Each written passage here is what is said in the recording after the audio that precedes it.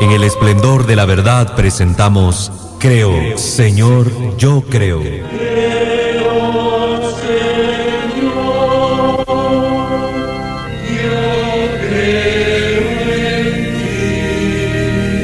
Juntos profundicemos en cómo es la vivencia cotidiana de nuestra fe. Escúchanos y conoce más sobre nuestra fe católica.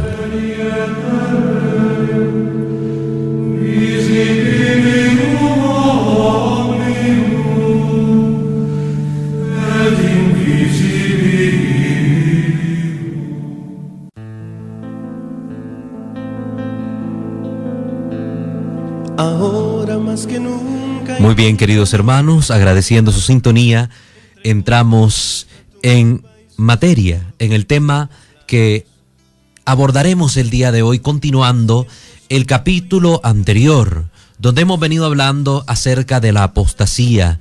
Hoy el tema se titula La sucesión apostólica. Dios es fiel a sus promesas. Todo el Antiguo Testamento nos revela a un Dios fiel, incansable en su fidelidad, donde había tomado a un pueblo por propiedad suya, y este pueblo siempre le falló, siempre cayó en las tentaciones, siempre rompió la alianza con el Señor. Se prostituyó yendo detrás de distintos dioses, quebrantó las normas que el Señor les había dado un sinfín de veces. Sin embargo, Dios mantuvo su fidelidad eternamente. Es el pueblo de Israel. Hoy el pueblo de Israel sigue siendo el pueblo de Dios, aunque rechacen al Mesías que Él ha enviado. Lo mismo sucede cuando Cristo funda la iglesia y constituye el nuevo pueblo de Dios. Él es fiel a su promesa de permanecer siempre con nosotros, independientemente que los miembros de esta iglesia cayeran en pecado, ofendieran a Dios, se olvidaran de la alianza. Dios siempre sería fiel. Por tanto, decir que es válido fundar una nueva iglesia basándose en la infidelidad de los miembros de la iglesia sería un tremendo error, porque el punto neurálgico de todo esto es Cristo. De Él viene todo, de Él depende todo, y Él es fiel. Aunque nosotros seamos infieles, Él como esposo de la iglesia es siempre fiel. Por tanto, no necesita darle un acta de divorcio a la iglesia e irse tras otras nuevas para decir que su alianza se mantendría perpetuamente. No, la iglesia católica que Cristo fundó se mantendrá por los siglos de los siglos hasta la venida de su Señor, por la fidelidad de Cristo para con ella. Y porque la iglesia siempre le ha amado, siempre le ha servido, independientemente de la fragilidad humana que muchos de sus miembros manifiesten. Esto no olvidemos. Entonces, ¿cómo podemos decir que esta iglesia fundada por Cristo hace más de 2000 años es la iglesia católica? ¿Existe hoy en el tiempo? Lo podemos decir gracias a la sucesión apostólica. Los poderes de los apóstoles no tenían que desaparecer con su muerte, puesto que se trataba de un regalo que Cristo quiso hacer a su iglesia para siempre, como lo vemos en Mateo 18:18, Mateo 18:18, Lucas 22:19, Lucas 22:19 y en la primera carta a los Corintios, capítulo 11, versículo 26, primera carta a los Corintios 11:26. Estas palabras las estamos tomando del libro Diálogo con los Protestantes del padre Flaviano Amatuli, tercera edición. Recuerde siempre tener a mano papel y lápiz para poder anotar todas estas citas. Por eso, queridos hermanos, los apóstoles empezaron a establecer a sus colaboradores mediante la imposición de las manos. Este gesto es eminentemente sacerdotal. Es un gesto eminentemente sacerdotal. Hablo de esto sin profundizar más, porque en su momento tocaremos este detalle, la imposición de manos que muchas veces vemos presente aún en grupos católicos, no solo en los grupos de los hermanos separados, sino en grupos católicos, y tenemos que comprender bien qué significa este gesto, cómo se usa y quiénes lo han empleado. En las Sagradas Escrituras se nos revela como un gesto eminentemente sacerdotal. La imposición de mano utilizada como signo visible por los apóstoles de la transmisión de los poderes recibidos por ellos de Cristo nuestro Señor. Este gesto ya lo vemos, por ejemplo, en la segunda carta a Timoteo, capítulo 1, segunda carta a Timoteo, capítulo 1, versículos del 6 al 7. Estos colaboradores que los apóstoles han instituido son los presbíteros y los obispos, igualmente los diáconos. La palabra presbítero significa anciano. Por lo general eran elegidos para desempeñar estas funciones hombres mayores por su respeto, por su sabiduría y capacidad de guiar al pueblo santo de Dios. No dejando esto a un lado, la posibilidad de elegir también jóvenes. El mismo Timoteo era joven. La palabra episcopo, ¿verdad?, significa supervisor, el que vigila. La palabra episcopo designaba también esta función dada por los apóstoles a sus sucesores. Estas palabras, tanto episcopo como presbítero, fueron usadas indistintamente, como lo vemos nosotros en la Escritura, porque fueron palabras técnicas que con el tiempo fueron adquiriendo el sentido con el que actualmente las conocemos. El episcopo, o la palabra obispo, como se dice hoy, el obispo es el sucesor directo de los apóstoles, mientras que los presbíteros, esta palabra ha quedado reservada sobre todo para los que ejercen la función sacerdotal, el ministerio sacerdotal, que son los sacerdotes, los padrecitos, los curas, como les llamamos. Y están los diáconos, palabras que significa servidor. Nosotros notamos cómo al principio se usaban indistintamente estas palabras, como lo vemos en Hechos de los Apóstoles, capítulo 20, Hechos de los Apóstoles, capítulo 20, versículos 17 al 28. O también en la carta a Tito, capítulo 1, versículos del 5 al 7. El mismo Pedro, en un momento hablando, dice: yo, presbítero como ustedes, siendo él un apóstol. Sin embargo, se atribuye a sí mismo también el título de presbítero. Notamos al mismo tiempo cómo los apóstoles se reservaban la autoridad suprema que transmitían solamente a algunos colaboradores de mayor confianza, como el caso de Timoteo. Podemos leer algunas citas bíblicas que nos ayuden a comprender esto. Primera de Timoteo 3, 1:15. Primera de Timoteo 3, 1:15.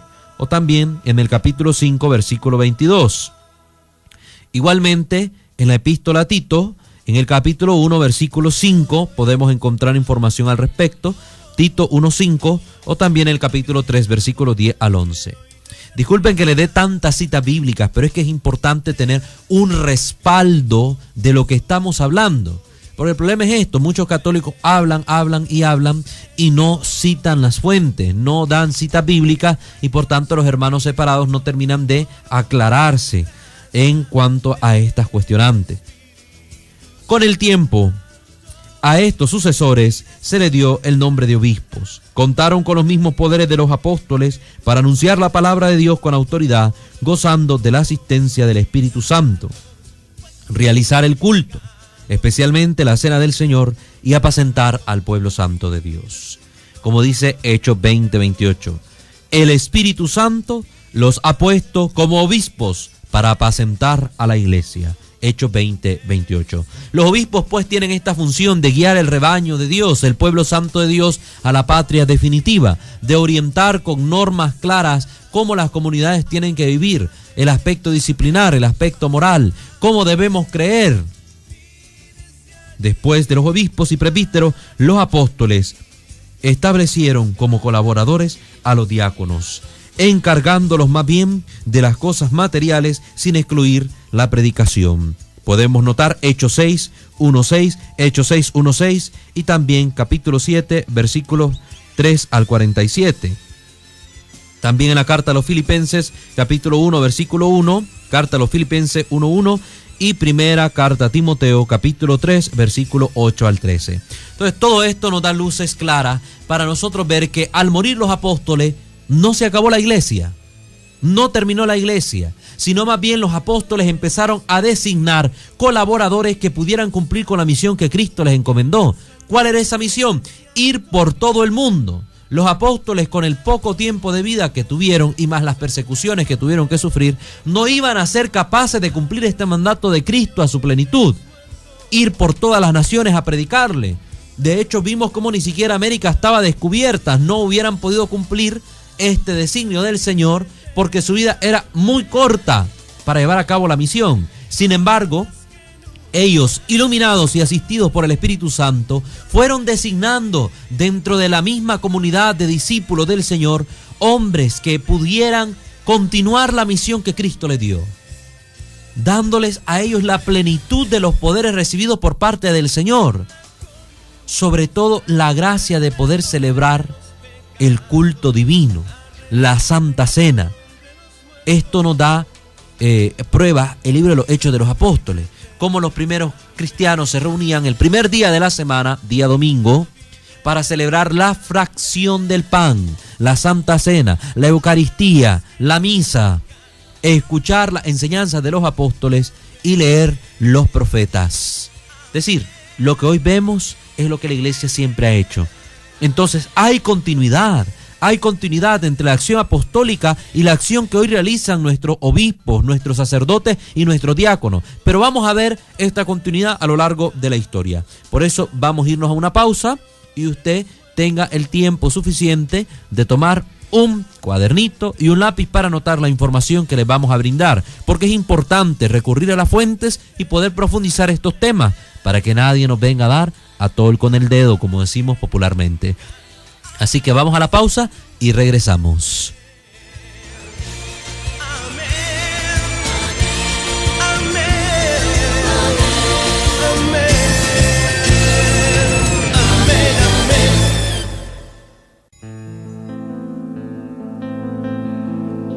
Gracias por continuar en sintonía. Estamos viendo el tema de hoy, la sucesión apostólica.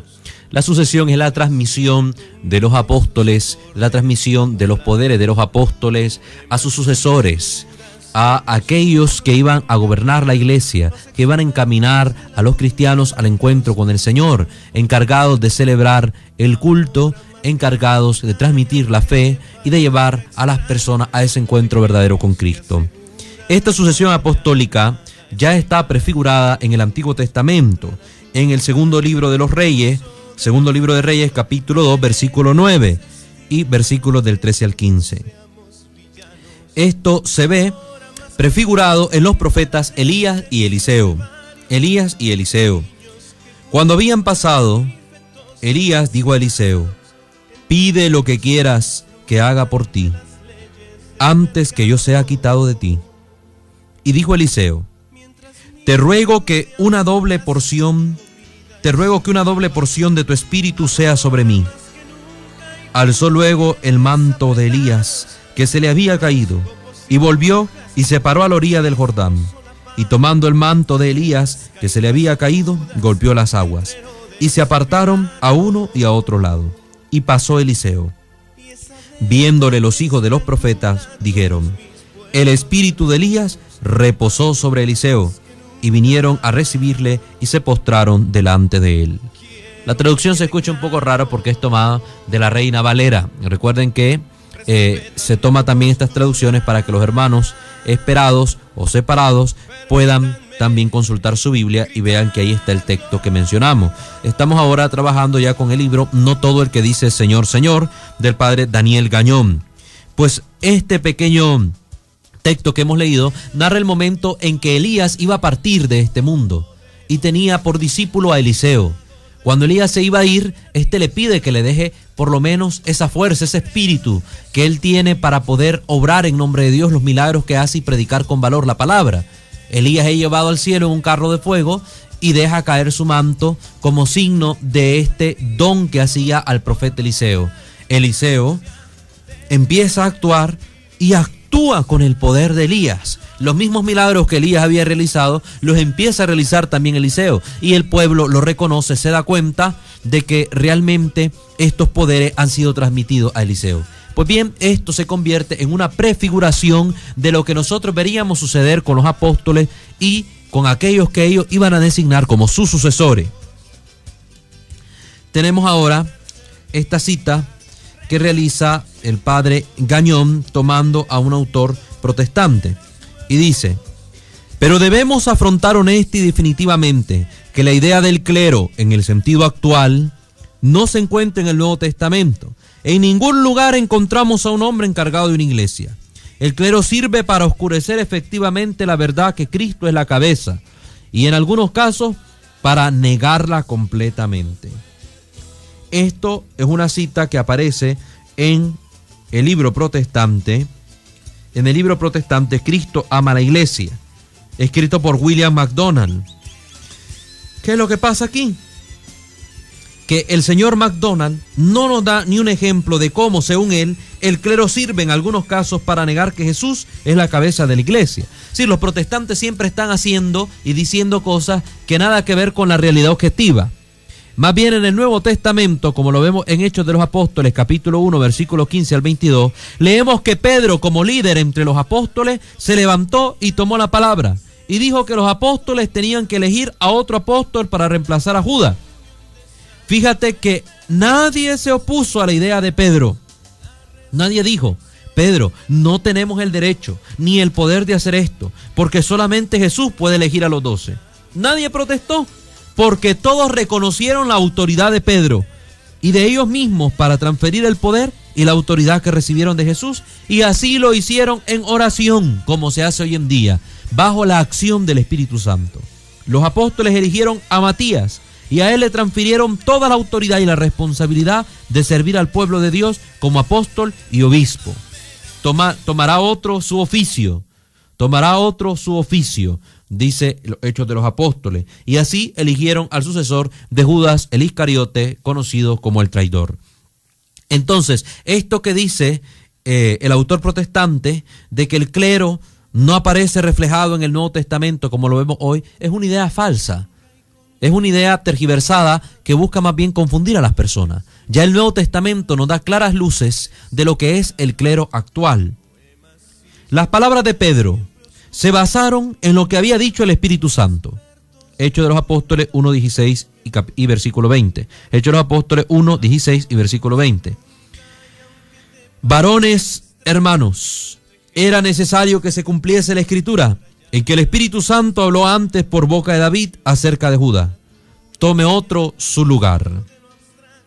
¿No sería absurdo suponer entonces que el Espíritu Santo, que iluminó a Pedro para elegir un sucesor de Judá, se haya opuesto después a reemplazar a los demás apóstoles y sus sucesores cuando murieron?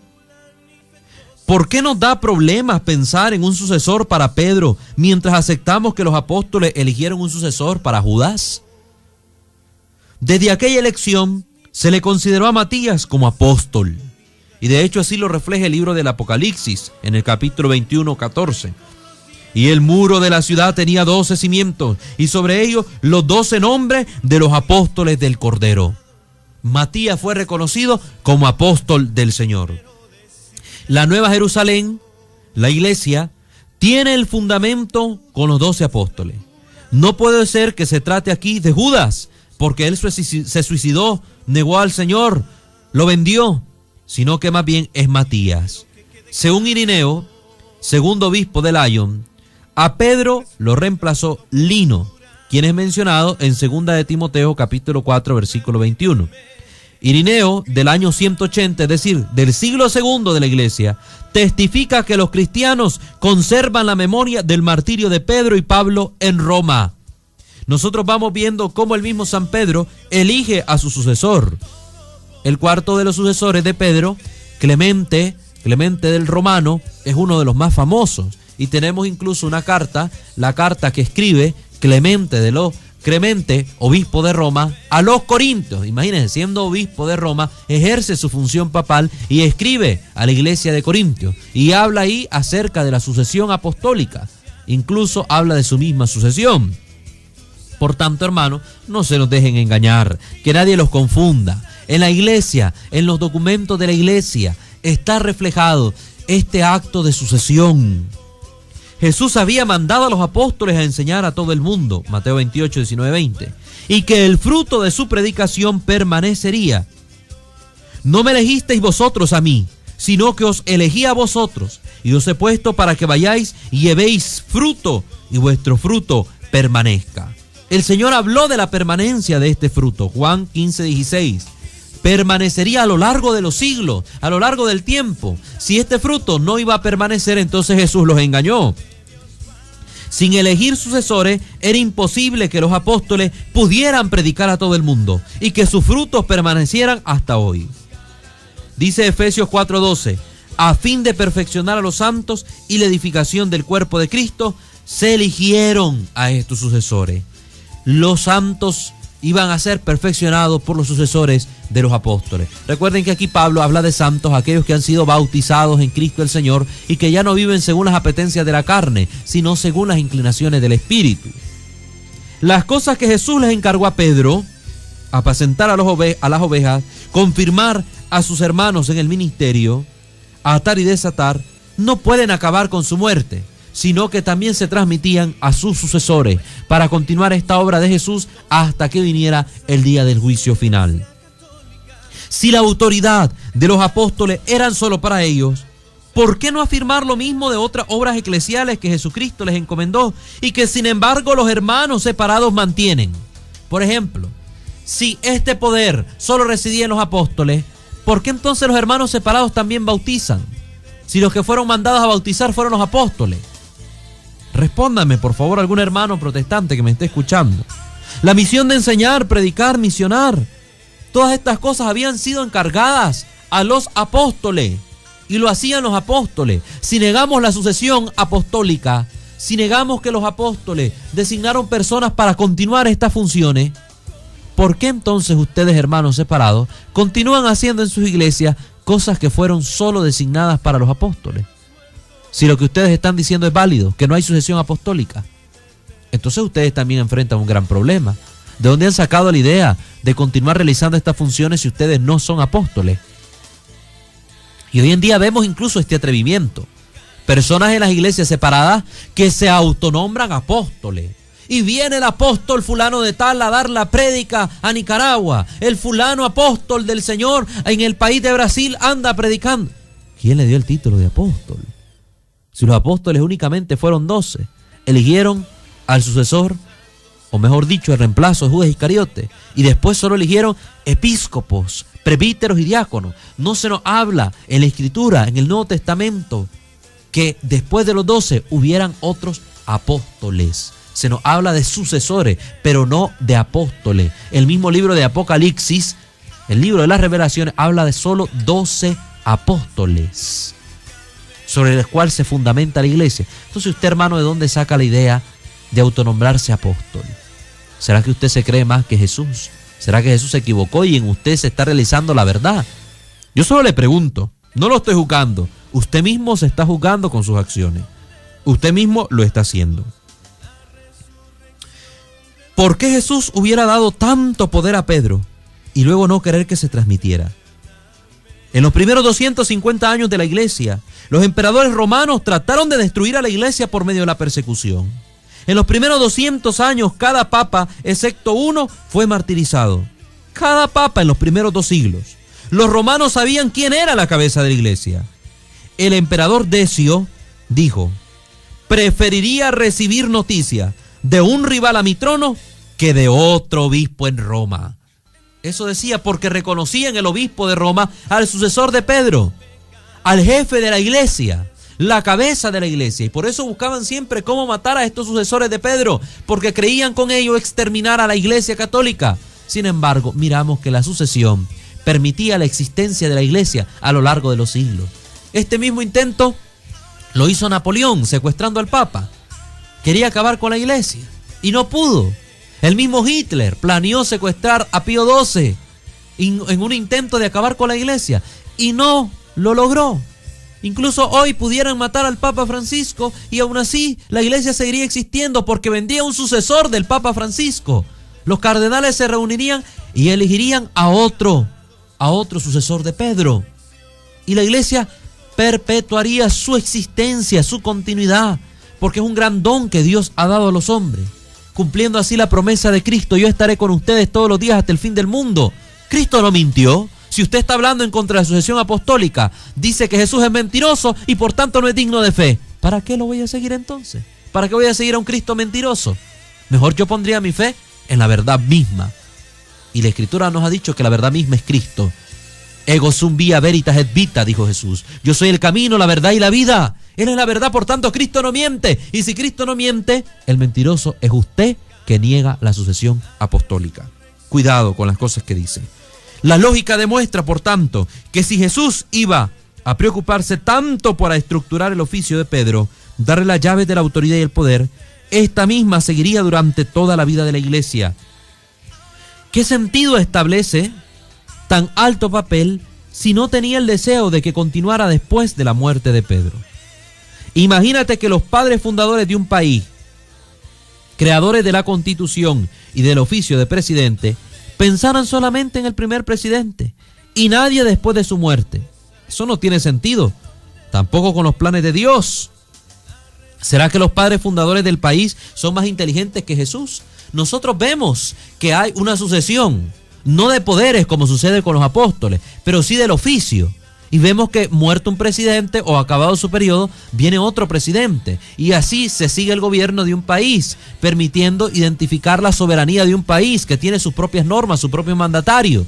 Si esto sucede en el plano político, en el plano profano, cuánto no más en el plano espiritual, donde Jesús asegura el gobierno de su iglesia a través del apóstol Pedro, a través de los apóstoles y los sucesores de los mismos, como ya el Nuevo Testamento nos lo atestigua y nos deja ver con claridad. Si usted niega la sucesión apostólica, hermano, no sé qué clase de Biblia tiene, porque en la Biblia está clarísima la sucesión que los apóstoles instauraron, la sucesión de sus poderes, la sucesión de sus oficios. Vamos a una pausa y regresamos para continuar con este interesante tema, saludando antes a Esperanza Torres y a Reinaldo Merlo, que se nos reportan a través de Facebook Live.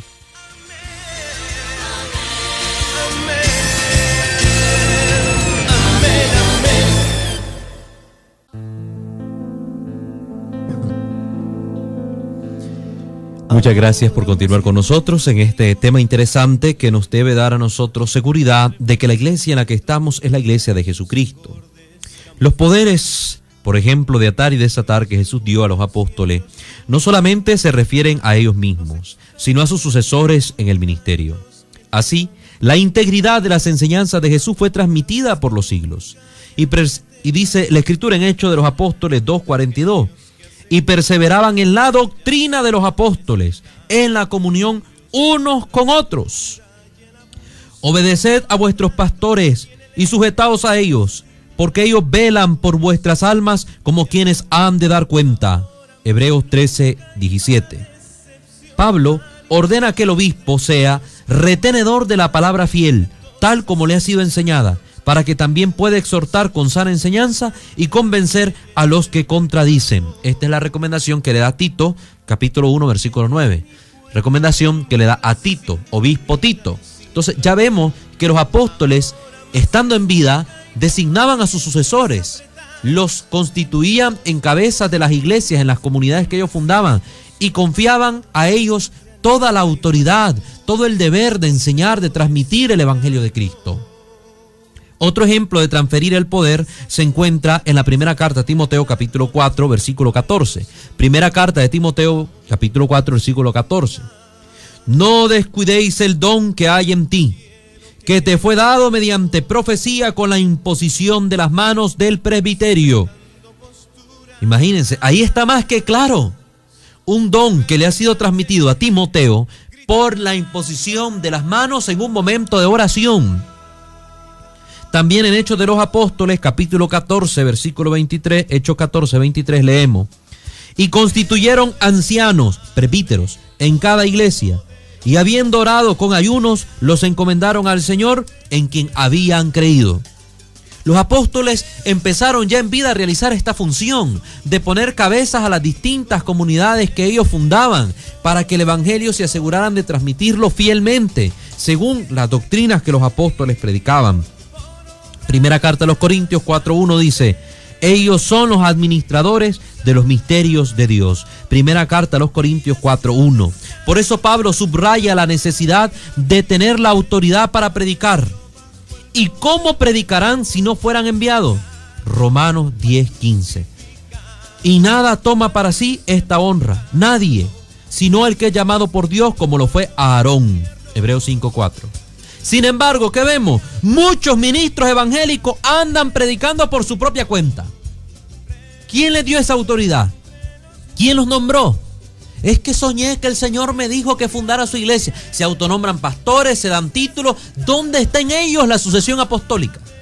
Una manera clara de ver la sucesión apostólica en la Iglesia Católica es a través de la lista del sumo pontífice. Busque usted en internet, querido hermano, la lista de los sumos pontífices de la Iglesia y podrá ver cómo desde el Papa Francisco, en una cuenta regresiva, podemos llegar hasta el apóstol Pedro. Una sucesión ininterrumpida de aquellos que luego ocuparon la sede de Roma. La Iglesia siempre ha sido gobernada por un papa y está clara en esa lista la existencia de estos hombres a lo largo de los siglos, y donde están también toda la documentación, nosotros la podemos encontrar, toda la documentación, los escritos de estos sumos pontífices. Ya el Papa Clemente el Romano, del primer siglo de la Iglesia, como les digo, escribió la carta a los Corintios. Esta carta a los Corintios, distinta a la canónica, a la carta canónica que tenemos en la Sagrada Escritura, cumpliendo su función de velar como obispo, cabeza de la Iglesia, velar porque la fe se mantuviera firme en todas las comunidades. Busque, usted puede poner en internet carta a los Corintios de Clemente el Romano y usted va a encontrar el documento, un documento del primer siglo de la Iglesia. Entonces nosotros tenemos testimonio, el peso histórico, el peso documental para comprobar que en nuestra Iglesia Católica existe la sucesión apostólica, 2000 años de sucesión apostólica. Usted, hermano, que está siguiendo a un pastor hereje, y déjeme que se lo aclare, hereje, apóstata de la fe, ¿cómo va a demostrarme usted que ese pastor es sucesor de los apóstoles?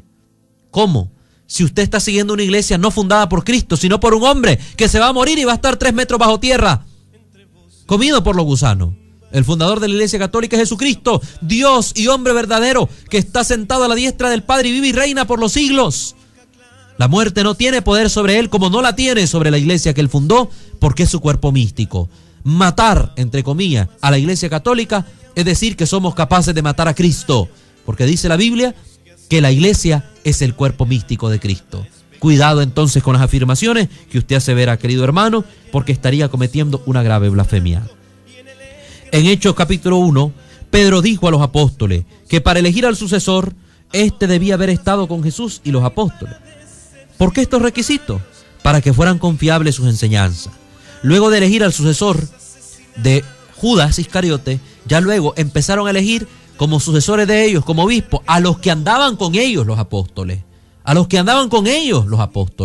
Y ya vemos así a grandes obispos que eran compañeros de los apóstoles. Como hemos mencionado, a Lino, segundo sucesor del apóstol Pedro, segundo pontífice de la Iglesia Católica. Así, cuando los apóstoles escogieron a los obispos para reemplazarlos, buscaron hombres que creían en la misma doctrina para poder preservar la fe. Esta es la regla de la sucesión apostólica. Jesús sabía que vendrían falsos profetas y falsas enseñanzas. Nosotros ya abordamos un poco de este tema con la apostasía, hablando de los falsos pastores. Él quería que su iglesia guardara la verdad, y esta iglesia tendría que ser visible y concreta, como lo es un cuerpo. Lo vemos en Efesios capítulo 1, versículo 22 al 23. Efesios 1, 22 al 23. Para que las personas puedan saber dónde hallar la verdadera doctrina y la salvación.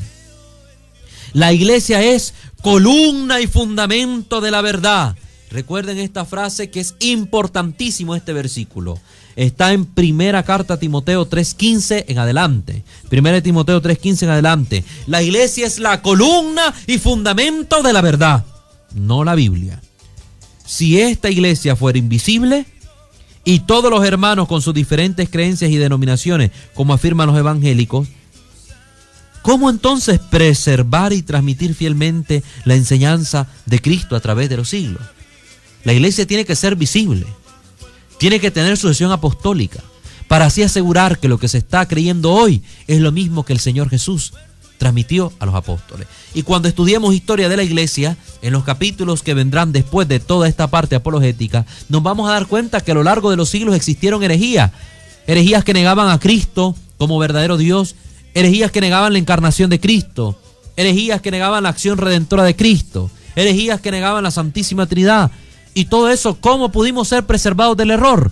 Gracias a los sucesores de los apóstoles que transmitían la verdadera fe, y nos libraban del engaño del demonio que quería desvirtuar nuestras creencias. Por eso es tan importante la sucesión apostólica.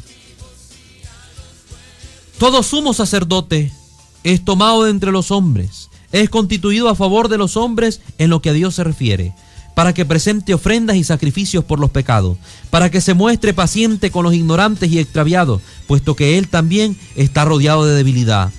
Por causa de ella debe ofrecer por los pecados tanto por sí mismo como también por el pueblo. Y nadie toma para sí esta honra, sino el que es llamado por Dios, como lo fue Aarón. Hebreos 5, 1, 4. Vemos que el autor habla en el presente. Nadie toma para sí esta honra. Y no está hablando solo de los sacerdotes del antiguo pacto, sino que habla de hoy.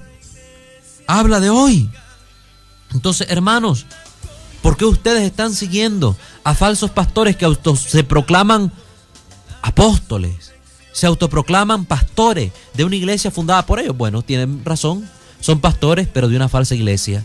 Son pastores autoconstituidos, pero no son pastores legítimos del pueblo de Dios.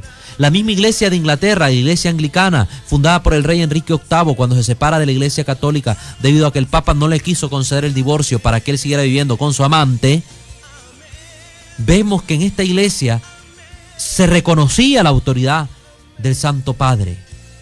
Y ellos mismos cayeron en negar lo que sus propios ministros iban enseñando en Inglaterra desde hace cientos de años.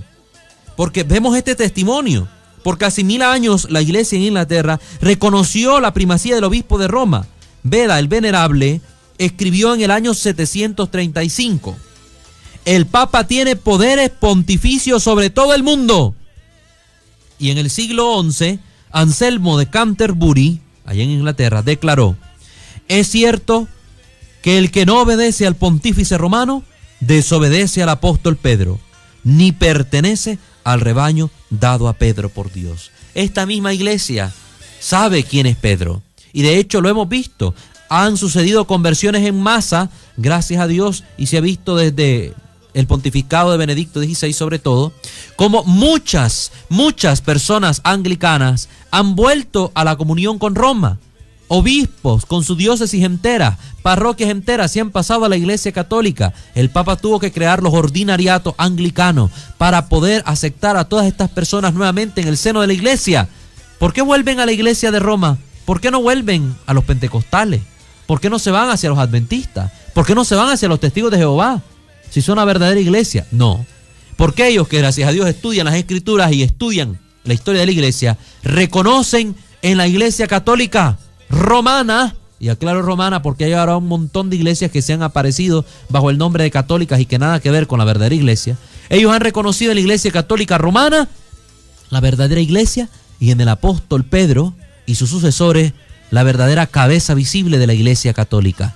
Por eso han vuelto a la comunión con nosotros y seguirán volviendo porque lo siguen haciendo y lo estamos constatando por la gracia de Dios. Vamos a una pausa para volver con el último bloque de este programa.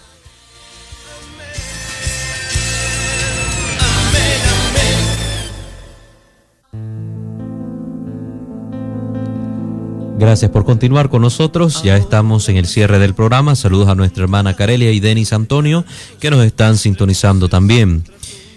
Pues, queridos hermanos, lo importante es tener claridad en este punto de que la sucesión apostólica es un bien necesario, es una riqueza de la iglesia, que nos permite a nosotros sentirnos seguros de que esta iglesia en la que vivimos hoy, en el 2017, es la misma iglesia fundada por Jesucristo el Señor.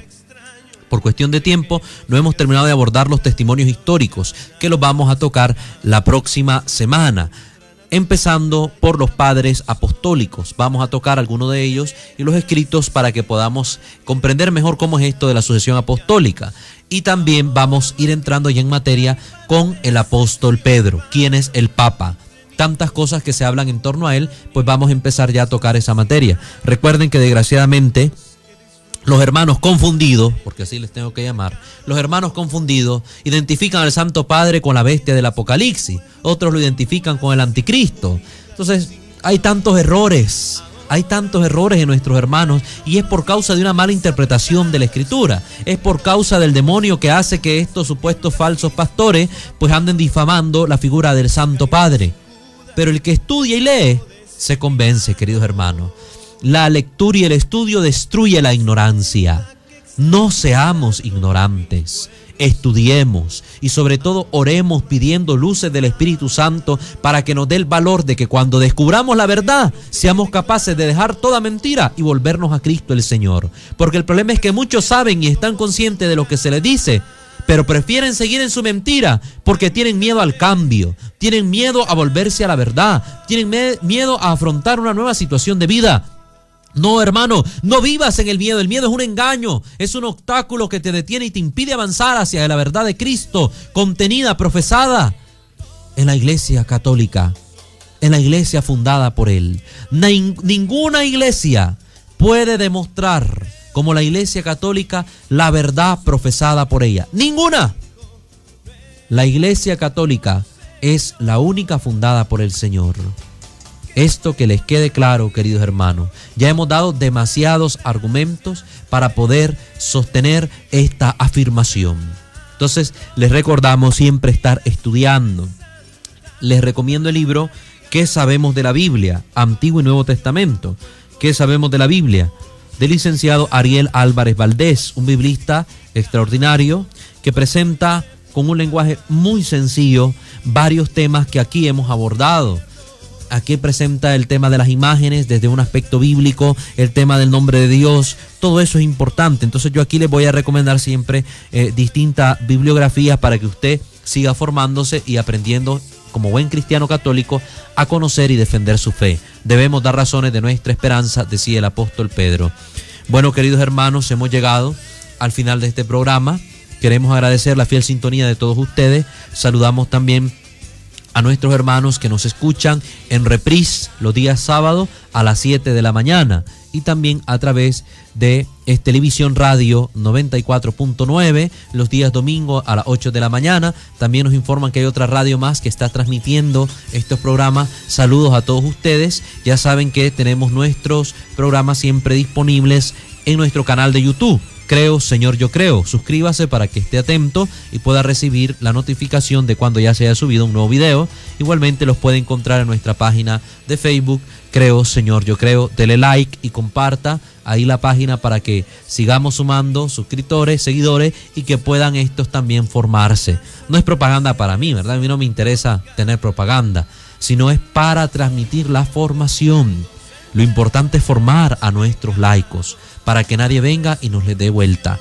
No, queridos hermanos, que nadie me los engañe. Dios me los bendiga a todos. Saludos a todos ustedes. Oren por mí, que siempre lo necesitamos para poder ser fieles al Señor y transmitir estas enseñanzas a todos ustedes. Que el Señor los guarde, los proteja. Saludos y los esperamos en una próxima edición de nuestro programa. Bendiciones.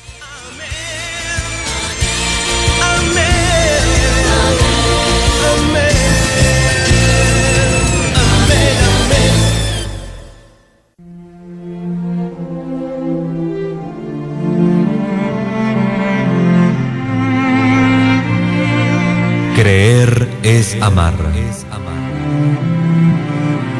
Pero ¿cómo amar lo que no se conoce? En el esplendor de la verdad hemos presentado Creo, Señor, yo creo.